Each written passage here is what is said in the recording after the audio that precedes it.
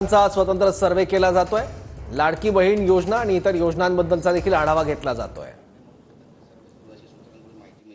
उमेदवाराचा survey report negative आल्यास ticket कापणार, विद्यमान आमदारांनाही आदेश लागू होणार। विधानसभा निवडणुकीसाठी भाजपचा मोठा निर्णय आहे। तर महायुतीत महाराष्ट्रातला सर्वे लोकसभेपेक्षाही प्रतिकूल आहे, लोकसभेचा सर्वेही अनुकूल नव्हता, अशी टीका संजय राऊत करते। प्रत्येक पक्ष जसा सर्वे करत असतो तसा आमचाही सर्वे गेल्या 2 महिन्यापूर्वी सुरू झालेला आहे।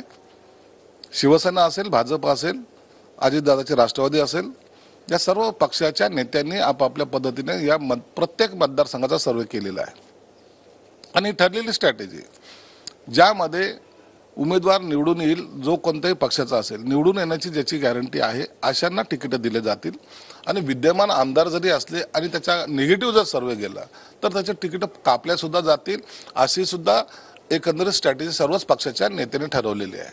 म्हणून हे निवडणुकीचे तंत्र आहे, यामध्ये वेगळं विशेष काही नाही आहे।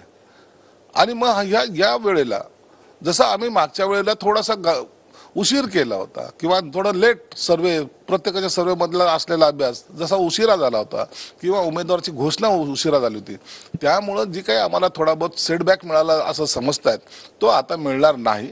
आणि आता तर वातावरण एवढं अनुकूल आहे तर त्यावेळेला ह्या सगळ्या सर्वेचा सुद्धा फायदा तर होईलच होईल, परंतु जनता आज आमच्या पाठीशी असल्यामुळं ही विधानसभा आम्ही अत्यंत चांगल्या पद्धतीने मार्जिनने आणि महायुतीची सत्ता येण्याच्या मेजॉरिटीच्या पुढे जाऊन जिंकणार आहोत, असं आम्हाला अपेक्षा आहे।